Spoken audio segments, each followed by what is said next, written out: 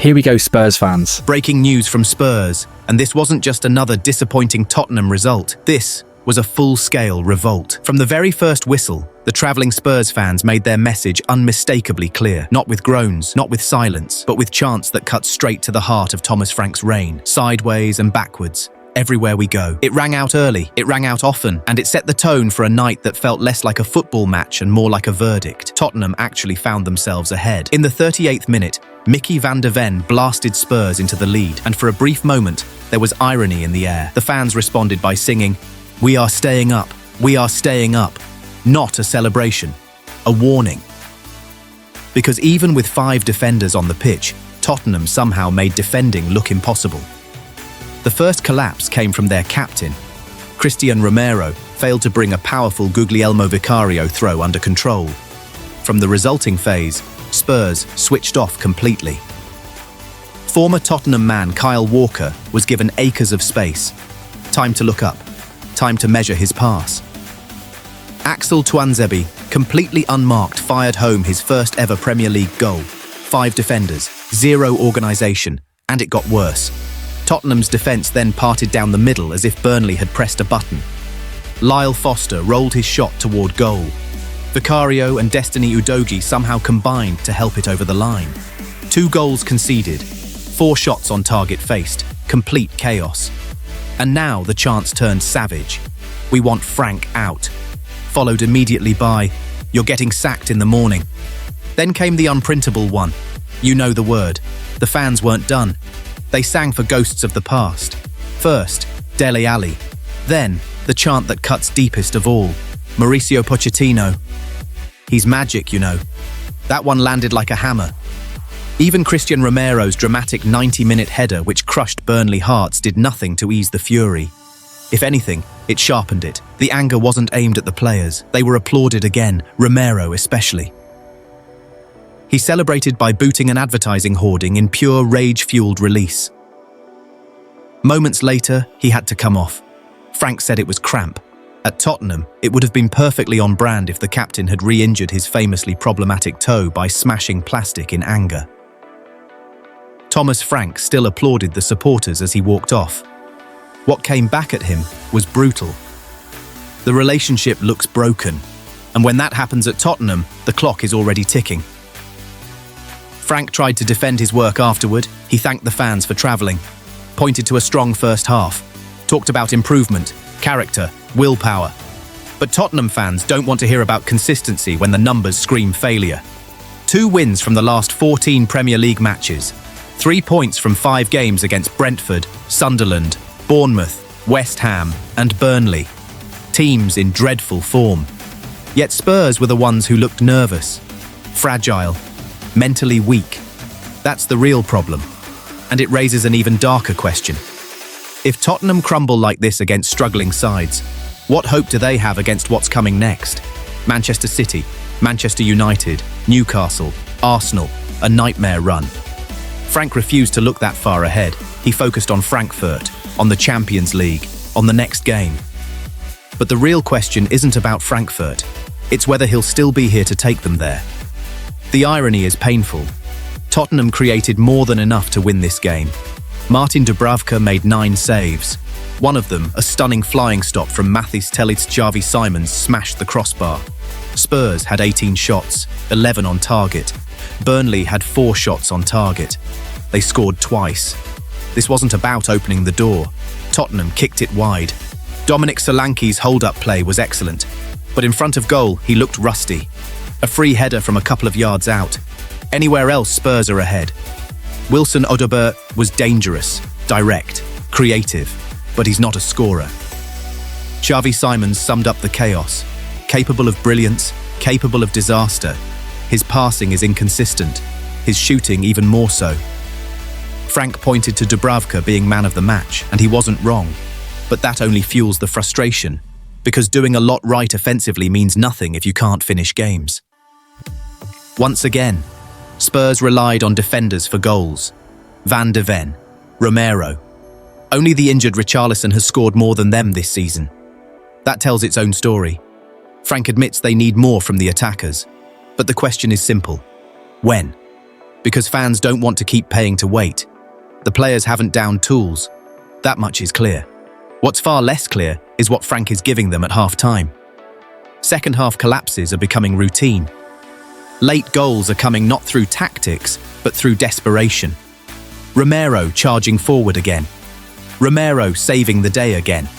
That's not a system, that's survival. So far, there's little evidence Frank has truly cracked the step up from Brentford to Tottenham. Higher expectations, greater scrutiny, bigger personalities. Other than Van de Ven's fitness and goal tally, it's hard to pinpoint genuine improvement. Tottenham want to be patient, they want a long-term plan, but patience requires belief, and belief requires signs. Right now, fans see none. Had Daniel Levy still been chairman, Frank likely wouldn't still be here. Yet here Tottenham are, trying something different and watching the backlash grow louder. Every time Frank highlights positives in defeat, he fuels more anger. But what else can he do? Publicly criticize the players and lose them, admit failure and sign his own dismissal. He's trapped, and the direction looks dangerous. West Ham are winning. The gap is 8 points. 4 brutal fixtures loom. Fail to take points, and Spurs could be dragged into something unthinkable. The question now isn't just whether Frank survives, it's who replaces him if he doesn't. The summer offers options. Now, risk everywhere. Interims inspire little hope. Long-term targets carry danger. Names like Andoni Iraola appeal stylistically, but his Bournemouth side only recently ended an 11-game winless run. Do Spurs dare try another project manager? Especially when players like Christian Romero now hold serious influence behind the scenes. Romero has grown. He's powerful, respected. Keeping him on side matters. And once again, he was there when Spurs needed him.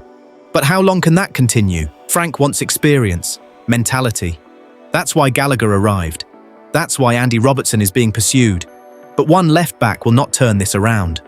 Tottenham need goals, cutting edge, ready-made attackers.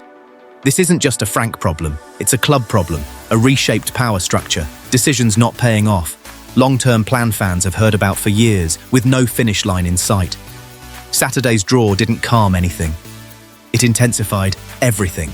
The chance, the anger, the doubt. And unless something changes very quickly, Thomas Frank's time at Tottenham looks like it's running out. Breaking Tottenham news.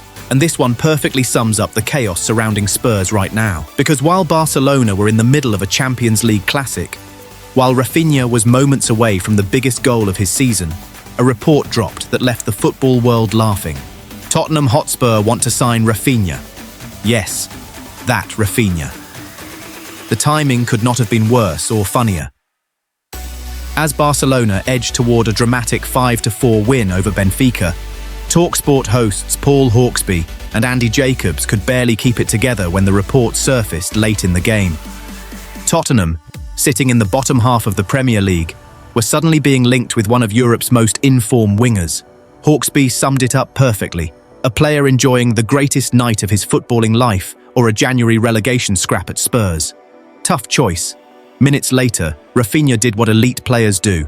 He scored the winner. And in that moment, any realistic talk of a Tottenham move died instantly.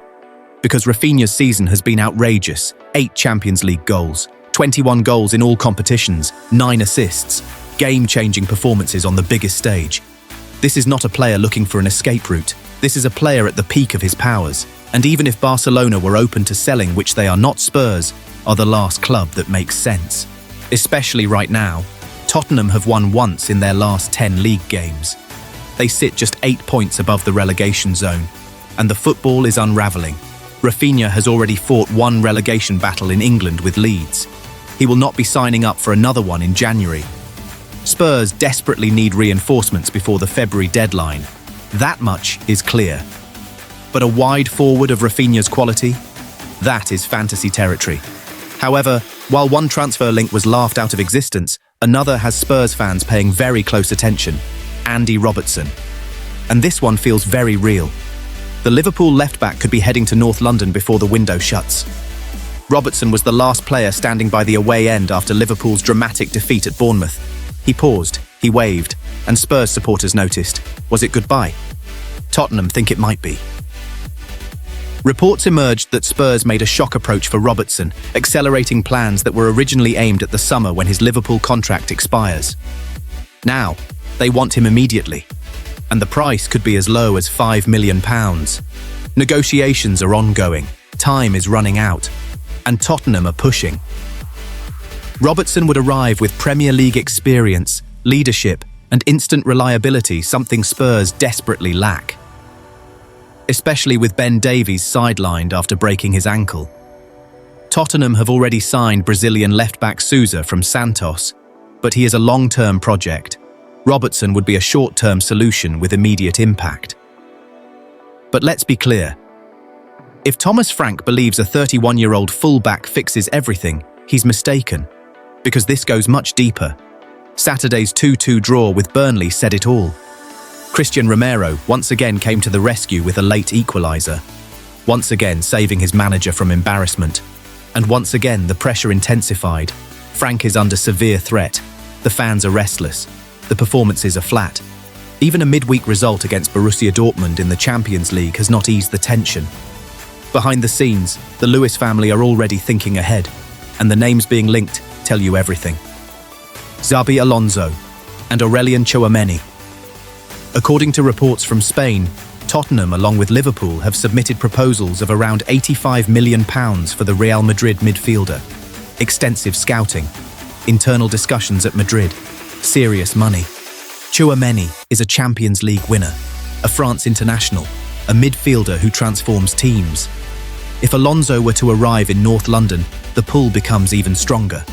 But the finances are tight. Tottenham have already spent £35 million on Conor Gallagher. Sousa cost £13 million. Robertson would eat further into the budget. If everything goes through, Spurs could be left with just £14 million to spend. Heavy investment, huge uncertainty, and a manager whose future is hanging by a thread. That's where Tottenham are right now.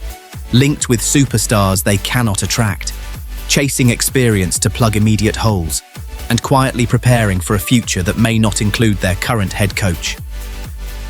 Christian Romero keeps delaying the fallout.